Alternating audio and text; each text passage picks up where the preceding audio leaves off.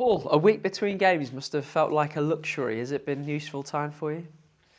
Yeah, it is a luxury. I mean, since we've been back, it's been chaotic. So it has enabled us to do other stuff. Has enabled us to come off a couple of lads. A few of the lads are, like David Ozo, for example, hasn't played 3 games in a week in his career, I don't think. So that was quite good. Been able to work, obviously, with the new keeper, Jacob, in the building. So that helps, gives a good steady week, and it's a nice build-up for the game. And then, obviously, we go to Barrow and then Bristol, and then we have another bit of calm. How has Jacob looked this week? Yeah, really good. Fortunately, it would be a bit of an anticlimax if he came in and had no hands. So that's good. No, he looked all right, comfortable. Doing some stuff with him in the team shape as well, which is obviously essential. So yeah, no, he looked okay. Is it going to take a little bit of time to bed him in and get him to understand what you want from him?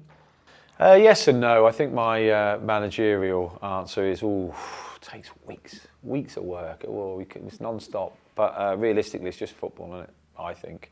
The thing that takes longer to bed in is probably like the intricacies that you learn over periods of time. Any new signing. So, for example, if it was the last minute of the game, do I want him to play a short goal kick across his 6-yard box, or do I want him to hit long? I think most people listening to me talking would know what I want, but Swedish football is different. So there's probably little bits like that, little bits of management like that, but he'll pick them up. He's really intelligent, so it doesn't take him long. Unless you're going to drop an exclusive on us, no new signings this week at the moment, but you will have Jerry Yates available for the first time, which will feel like a new signing. Yeah, it will, yeah. Really pleased. Jerry was excellent pre-season, obviously, and gives us a real threat if selected. So, yeah, looking forward to seeing him run around. It's weird, he's like, since his suspension's finished, he seems to be a bit louder. Seems to be saying hello to me a lot more. So I'm well aware that he's available, yeah. So it'd be nice to have him back. You're still getting plaudits for what you achieved last season. Erin Casher named in the PFA League One Team of the Year on Wednesday night, which leads me to ask how he's doing, because he came off, of course, against Middlesbrough at the weekend. Yeah, well, he's obviously going through his concussion protocol, so he won't be available for a couple of games, unfortunately, which is hugely frustrating for him, and it always is. It's hard to tell a player that, look, it's for your own good to come off. In years to come, he'll obviously send me flowers for the rest of my life on that day to remember that we've saved him. But at the time, he wasn't best pleased at coming off, obviously, and he's a competitor, so it's a big loss for us. And as always, it's like next man up, and can't cry about it. You have to do what's right for the player and the player's health. They're not robots, so you have to do what's right. So yeah, unfortunately, he's missing, which he isn't best pleased about. On to Saturday, Watford have had a very good start. How do you try to slow them down? Good question. They've had a really good start. Like Tom's, changed, 5 or 6, 7 players. They're a really athletic side. I think Watford are one of them teams, if you play them on their day, they're smoking everybody, which they have been like that for years and years, in fairness. And they are scoring goals. I think they scored 11 in 3 games. I know they have. They obviously scored 3 away at Millwall, 3 at home to a very good Stoke side, and they have a lot of threat and pace throughout the team. So it doesn't take a genius to work out. If you look at their team sheet, they're quite good.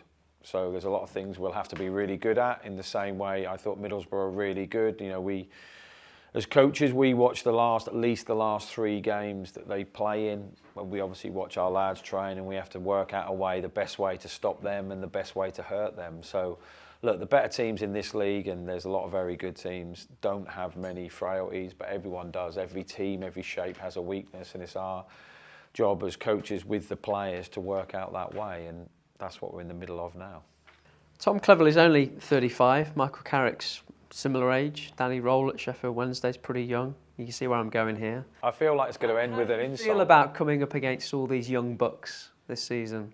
Young, healthy, hairy, handsome devils. I think, obviously I was like that at one stage. Only 2 or 3 years ago. Yeah. It is strange. I think, weirdly, the Championship's average age of manager would be significantly less than League One, League Two. That's what it feels like. but these are people that, you know, I've played against, or, you know, my teams have played against before, and they've been in the team, if you know what I mean. I've managed a team that, you know, Tom Cleverley's played against. So I sort of know them by default, if you know what I mean. So they're familiar faces, not so much Danny Roll, but I spoke to him on numerous occasions around transfer windows, so I feel like we're best mates. So yeah, so it's just exciting league to be in. They're all big games. You know, I'm not trying to build up to anything. It isn't. It's another exciting game for us to be involved in, and you just meet different people on the side of the pitch. And you know, as the season progresses, you feel like you get to know them all a little bit better.